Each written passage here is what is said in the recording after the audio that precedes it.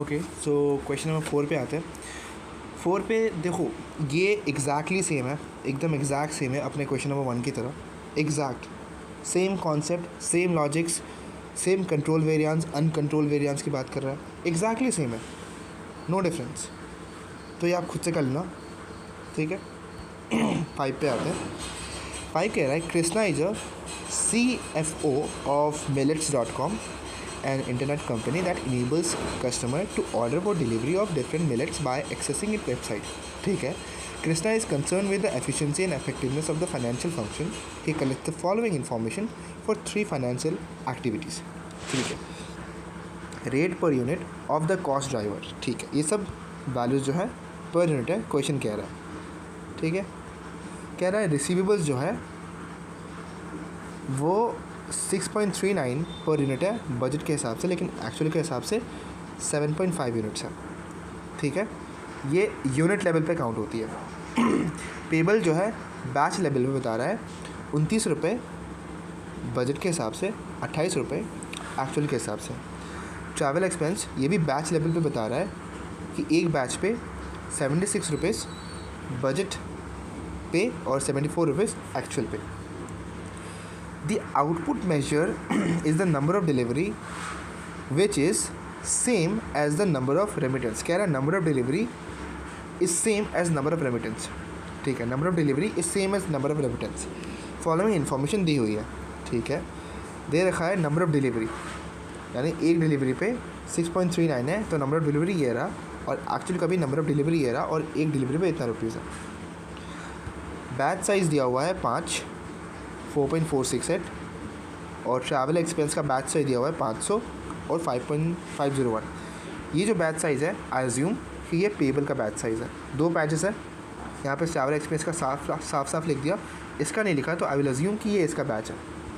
हमें निकालना है फ्लेक्सिबल बजट वेरिएंस, मतलब सीधा सीधा बजट वेरिएंस बोलो ना, रिसीवेबल का, पेबल का, ट्रैवल का, ठीक है। इन तीनों का निकालना है, चलो निकालते हैं। सबसे पहले वेरिएंस निकालने के लिए यूनिट्स डिफरेंट है, नंबर ऑफ़ डिलीवरीज डिफरेंट है, इसको हम सेम करेंगे, ठीक है। ओके, तो हम यहाँ पे रिवाइज बजट नहीं बोलूँगा मैं बस बजट को ऑल्टर कर रहा हूँ एज़ पर एक्चुअल, ठीक है। तो इसको मैं लिख रहा हूँ ऑल्टर्ड बजट, ठीक है। ये जस्ट फॉर कैलकुलेशन होता है, ये रिवाइज बजट नहीं है, altered budget as per actual. तो अगर यहाँ पे भी 948 डिलीवरीज होता तो कितना होना चाहिए था? 5 बैच के हिसाब से यहाँ पे भी 5 बैच और यहाँ पे भी 500, तो फिगर्स क्या हो जाते? ठीक है। कह रहा है नंबर ऑफ़ डिलीवरी, क्या मैं थोड़ा इसको अलग लिख सकता हूँ? ये सिलेक्ट नहीं होगा क्या? थोड़ा मैं इसको बाजू में लिखता हूँ ताकि मैं कैलकुलेशन परफॉर्म कर सकूँ। इसको मैं लिखता हूँ ऑल्टर्ड बजट 948 5 एंड 500, ठीक है, ताकि मैं कैलकुलेशन परफॉर्म कर सकूँ। 948 पे 7.5 रुपीज़ लगा एक्चुअल, यानी एक डिलीवरी पे 948 इंटू 7.5, ये लगा 948 इंटू 7.5, ये लगा 7110000। लेकिन लगना कितना चाहिए था? 948 मल्टीप्लाइड बाय 6.39 इंटू 6.39, यानी 6057720, ठीक है। उसके बाद बैच मतलब पेबल एक्सपेंस का, ये पेबल का है, मैंने बताया था एलिज्यूम की ये पेबल का है। सो 9,48,000 पे 4.468 एक बैच में, तो नंबर ऑफ़ बैचेस कितने हुए? 212,175.47, ठीक है। इसको मैं 50 करता हूँ, 212,175.50, यानी एक बैच का अगर 29 रुपये एंड 28 रुपये है बजट और एक्चुअल के हिसाब से, नंबर ऑफ़ बैचेस हमारे पास दिए हुए हैं एक्चुअल का जो कि है 212,175.5, तो अमाउंट कितना होगा इंटू 28, ये हो जाएगा 5940,914। समझ रहे हो? ये हो गए एक बैच, मतलब इतने डिलीवरी पे एक बैच है, तो नंबर ऑफ बैचेस कितने हुए 194800 डिवाइडेड बाई 4.468, ठीक है। और एक बैच का कॉस्ट कितना है एक्चुअल के हिसाब से इतना है, तो ये हो जाएगा अमाउंट। अब ऑल्टर्ड बजट में क्या होगा 948000 डिवाइडेड बाई 5 इंटू 29 5498400। मैं कुछ भी न्यू नहीं कर रहा हूँ, ये सब पहले बताया हुआ है। अगर ऑल्टर्ड बजट बना रहे हो तो सिर्फ बेस सेम लोगे, बाकी सब कॉस्ट ड्राइवर अलग अलग होगा, बाकी सब कॉस्ट ड्राइवर अलग अलग ही होगा, डिफरेंट होगा। सिर्फ बेस सेम करेंगे ताकि हम कंपैरिजन कर सकें, ठीक है। और इसी ऑल्टर्ड बेस सेम करके ये जो भी ऑल्टरेशन हो रही है इसी का वेरिएंस निकालना होता है, इसलिए हम बेस बस सेम करके रखते हैं। हमें सब कुछ सेम नहीं करना, सिर्फ बेस सेम करना, ठीक है। ये हो गया पेबल निकाल लिया हमने। अब ट्रैवल एक्सपेंस का कह रहा है कि एक बैच में 500 एक डिलीवरी है, यानी 948 डिवाइडेड बाय 501.587, यानी नंबर ऑफ़ बैचेस 1890 है। तो कॉस्ट कितना लगा 74 इंटू 74, ये हो गया 139860, ये हो गया 139860, ठीक है। सही है ना? एक बार 948 डिवाइडेड बाय 501.587 इंटू, हाँ जी, इंटू 74, 139860, ओके। तो और बजट के हिसाब से कितना होना चाहिए था, एक 500 डिलीवरी पे एक बैच होना चाहिए था, यहाँ पे 501 डिलीवरी पे एक बैच है। तो 948 डिवाइडेड बाई 500 1896, और कॉस्ट कितना है 76 इंटू 76, तो बजट के हिसाब से इतना होना चाहिए था 144,144,096। अब क्या, बस हो गया, आंसर निकल गया। रिसीवेबल एक्टिविटी का वेरिएंस बताओ,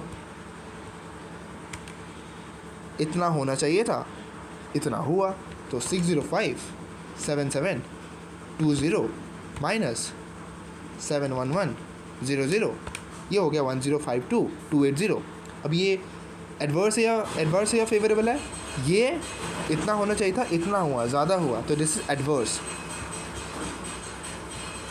1052,280, यहाँ पे लिख नहीं पा रहा हूँ मैं, बहुत ज़्यादा हो गया, ठीक है। उसके बाद ये कितना होगा पेएबल एक्टिविटीज़ का बजट वेरिएंस, इतना होना चाहिए था, इतना हुआ, यानी ज़्यादा लग रहा है, हाँ ज़्यादा हुआ। 5498,400 माइनस 594,0914, ये हो गया 442,514, ये हो गया 442,514, ठीक है। उसके बाद ट्रैवल एक्सपेंस का वेरिएंस, इतना होना चाहिए था, इतना होना चाहिए था, इतना हुआ, यानी कम हुआ, ये फेवरेबल है, ठीक है। Okay, so 144,096 minus 139,860, 4236, 4236, so this is favorable and this is adverse and adverse. So let's see the answer.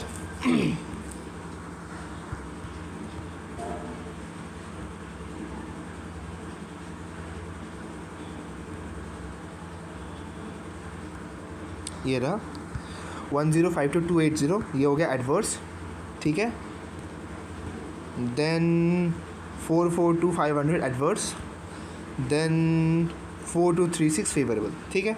इन्होंने इतनी लंबी कैलकुलेशन करी, हमने इतना शॉर्ट में ख़त्म कर दिया। क्यों? क्योंकि उन्होंने फॉर्मूला यूज़ किया, हमने लॉजिक यूज़ किया, उन्होंने फॉर्मूला यूज़ किया, हमने लॉजिक यूज़ किया, इतने में ख़त्म हो जाता है। उन्होंने खामखा इतना लंबा कर रखा है। तो ये हो गया क्वेश्चन नंबर 5।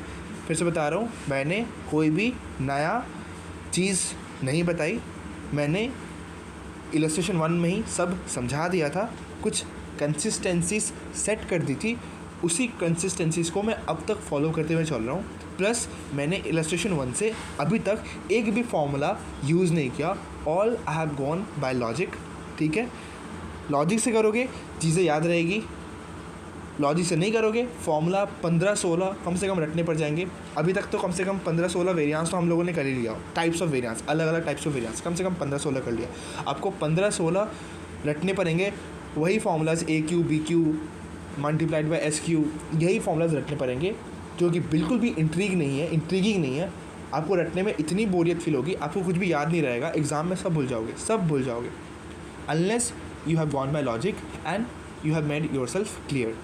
ठीक है, इतनी छोटी सी कैलकुलेशन है, इन्होंने फॉर्मूला लगा के इतना बड़ा एक तो कर रखा है, इतना बड़ा इन्होंने एक तो कर रखा है, इतना बड़ा पता नहीं क्या क्या टेबल बना रखा है इन्होंने एक तो। ठीक है, सो इलस्ट्रेशन 5 यहाँ पर ख़त्म होता है। We will move to illustration 6। ठीक है, ओके।